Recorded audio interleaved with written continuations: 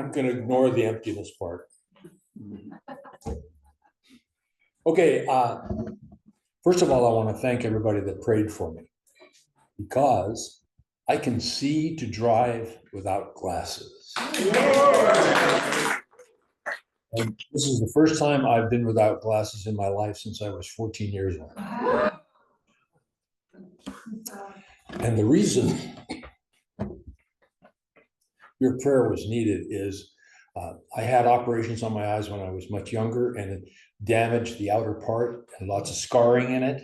And the operation was not simple to put a new lens in, because they had to get past all that scarring. And so, thank you. Prayer works. Prayer works. Prayer works. Prayer works. Absolutely. I want to bring, since we're just talking about prayer, before I get into my speech, why does prayer work? When we align for someone else, why does it work? Well, it works because the person we're praying for wants that outcome and has some blockage or some need that can't be satisfied just by their own consciousness.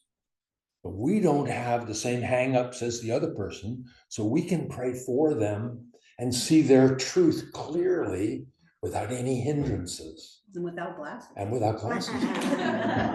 And that's why our prayers work. Anyway, emptiness. Now I'm going to talk about that. I'm going to talk about the wonder of interbeing. Now, Thich Nhat Hanh, I think I'm pronouncing that correctly, wrote these Zen and the Art of Saving the Planet. Why not?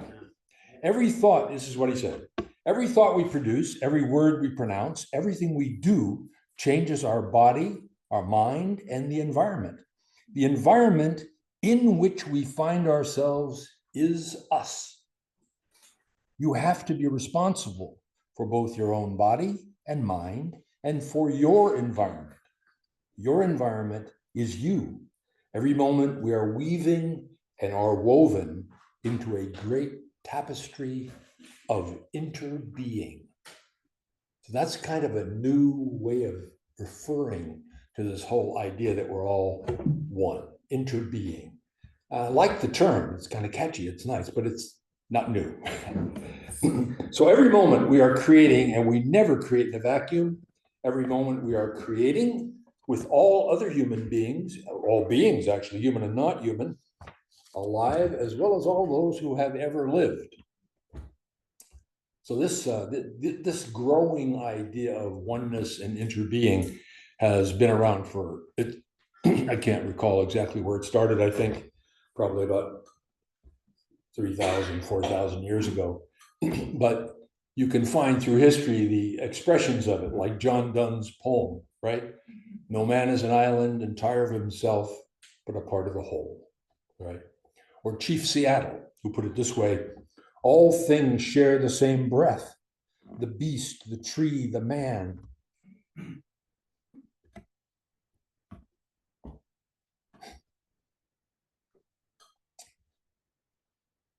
I don't know why that moved me, but it did. The air shares his spirit with all the life it supports. Man did not weave the web of life. He is a strand in it.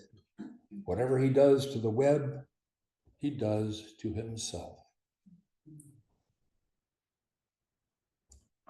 So this idea of interbeing, darn good one.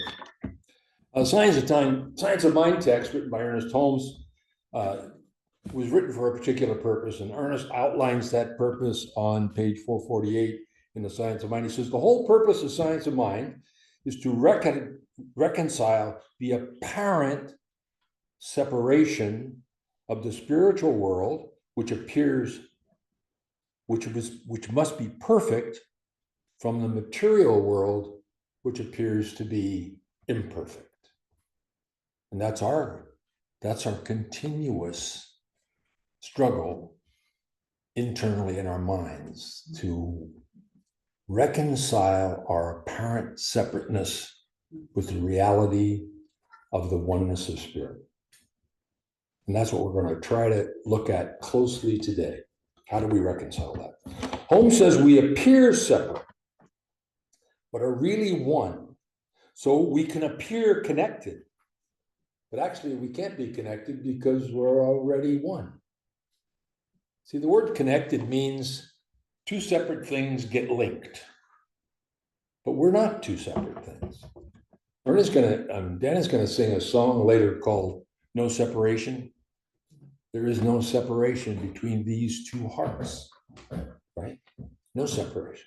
It's only an illusion that we're separate, but it's a valuable illusion. We're going to look at that later. Why is it a valuable illusion? Because it's absolutely necessary in the spiritual context of life.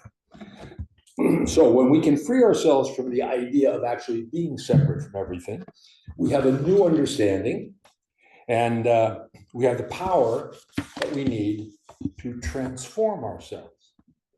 Because when we know we are one with everything, and we know that that power is the mind of God, and inside the mind of God rests all power, and there is no opposition to that power. It's just one power, and we're it. One power. So the shift in perception that this interbeing enables us to empathize more deeply with others.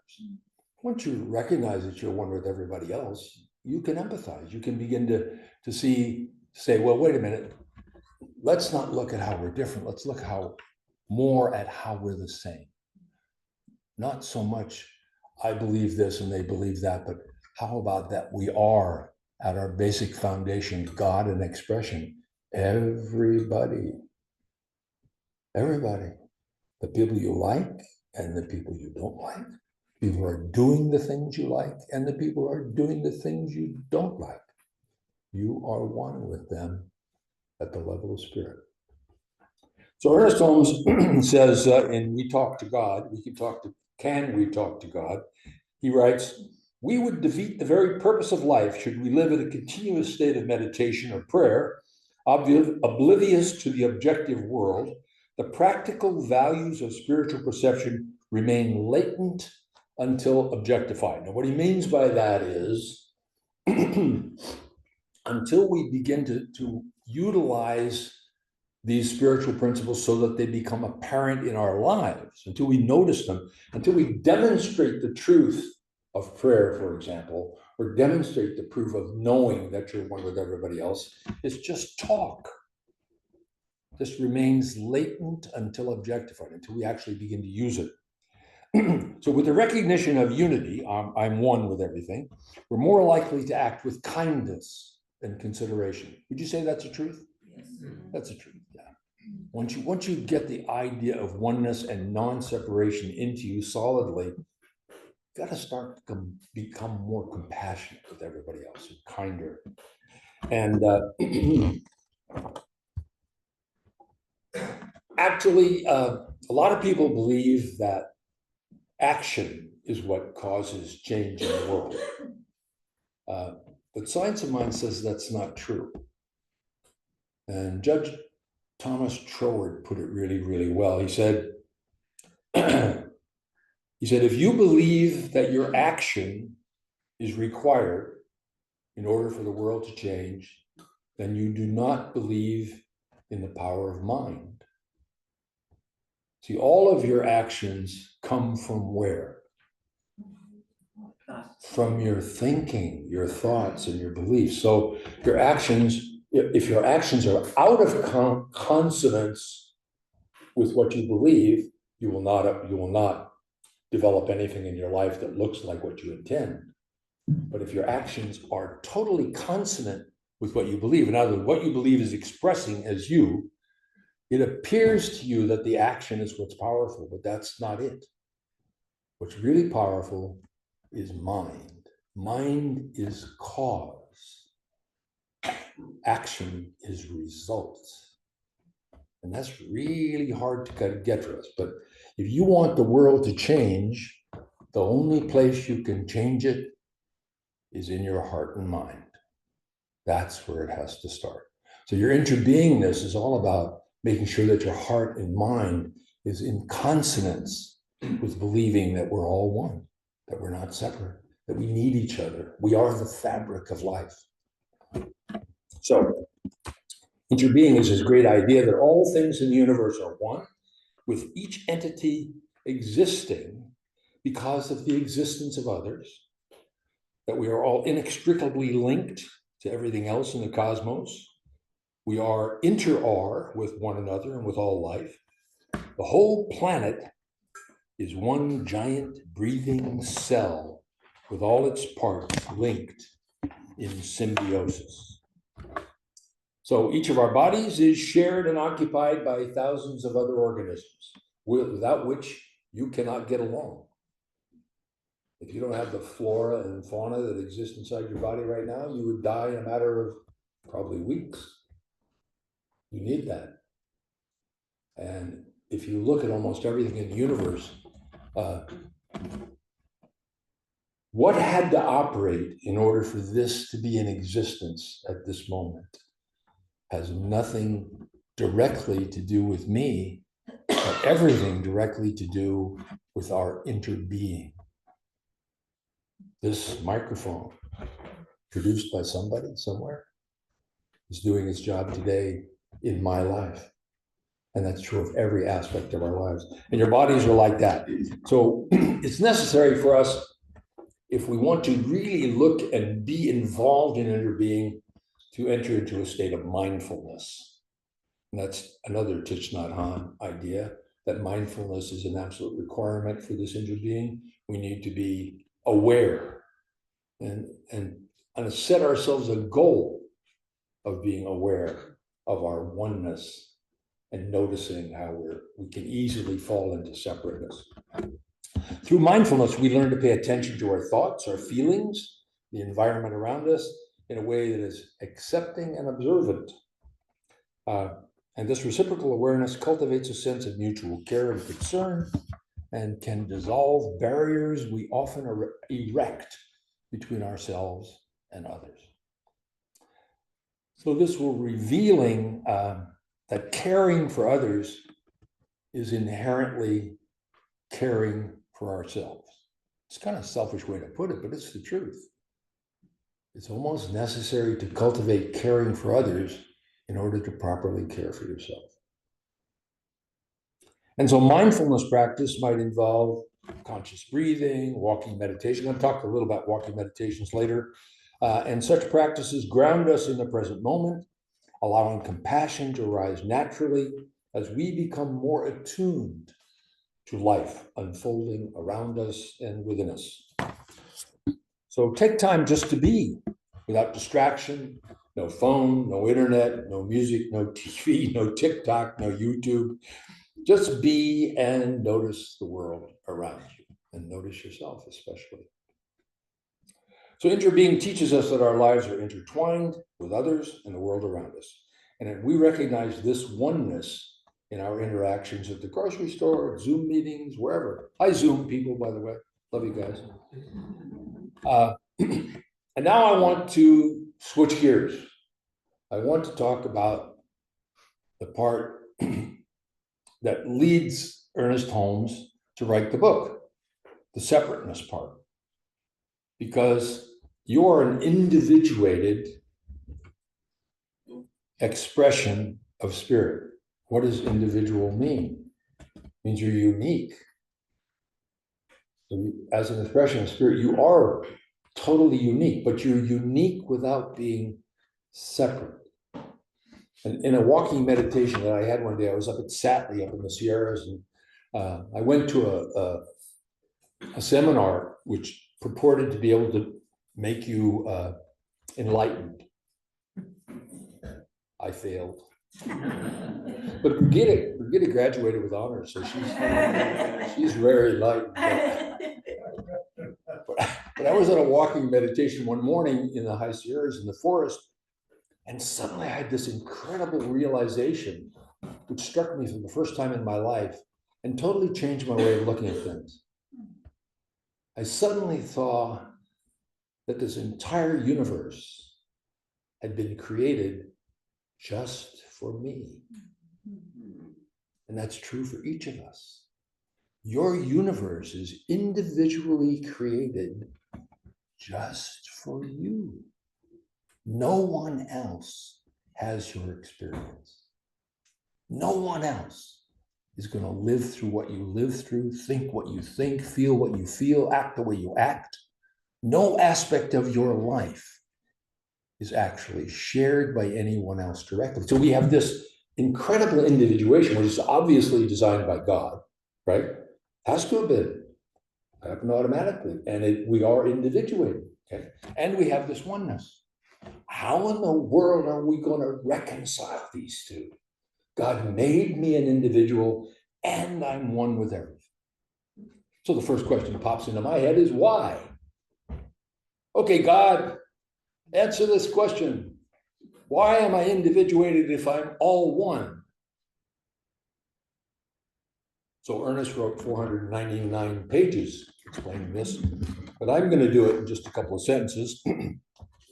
Back to Thomas Troward. Thomas Troward, I thought, expressed the solution to this problem perfectly. He said, this is in the creative process in the individual, he said, spirit wants to enjoy life.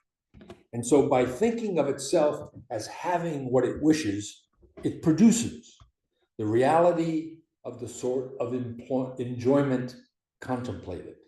In other words, the purpose of spirit and the purpose of creation is to enjoy life evermore, fully.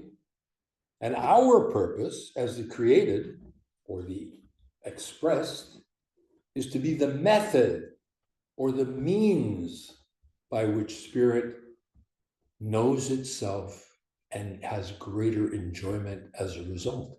In other words, you are the creature. You are the expression that lives in the infinite and the finite at the same time. At the same time. You are one with everything and individuated at the same time. A good example of this is, okay, a baby inside the mother. While the baby is in the womb, it has no concept of the mother. It doesn't know the mother. But once it's born and it becomes separate, individuated, right? It can look back at the mother and know the mother. So all metaphors are wrong at some level, but that one kind of gives you the idea of what Troward is getting at. He's saying, and what I'm saying, I believe this too, my job in this life is to be both of those things simultaneously to increase the great joy of spirit. My job, my purpose in life is to be both individuated and one at all times. So don't knock the fact that you're a little bit separate. It's reality. And don't knock the fact that you're one. It's reality. So my personal metaphysical philosophy is this. I believe that God is the God of joy. Spirit wants an ever-growing, greater enjoyment of its being, and that God's nature is to create out of love and into joy. God's purpose in creating us is as a means for more greatly enjoying being. So if you want to enjoy your interbeing, that's not a bad idea. And you might not embrace this philosophy yourself, but I like it. It gives me a sense of purpose and meaning in my life that until I decided that this was where I wanted to go with it, I didn't have before. The reason God created me is to be the means by which God knows itself, as this is necessary for a fuller enjoyment of the whole. And I came to this belief through the following logic. You notice I'm a little bit hung up on logic. I kind of like logic. I see nothing wrong with being internally logical as long as I don't get all hung up on it and don't pay any attention to emotion and feeling. So God is infinite, without form or boundary, a unity. This unity cannot appreciate and know itself because it cannot stand outside of itself and observe itself. It makes sense to me. For example, while being the mother, right? In order to be aware of itself, spirit creates as part of itself a being that is aware of finiteness and infinity at the same time. That's you. Finite and infinite at the same time. So I am the being that God has expressed to live simultaneously in two worlds, the finite, limited world of manifest creation and the infinite, limitless world of spirit. And so are you. You're that same thing. I remember a speech last month I gave where I told you guys we're all now spiritual psychologists and spiritual philosophers. Well, now your job is to increase the joy of everything by paying attention to knowing God. However you do that. Now, Danny's going to sing a song after I get done here. He's going to sing called No Separation, which is simultaneously one of the great songs ever written and probably the best explication of what we've been talking about today. And he manages to do, it takes me 25 minutes to do this speech. It takes him 5 minutes to do it in a song. Amazing. So we're here to create greater and greater conscious contact with this great power of the universe, to evolve, to know, to become. Out of this becoming grows a greater joy for the all that is. Thank you very much.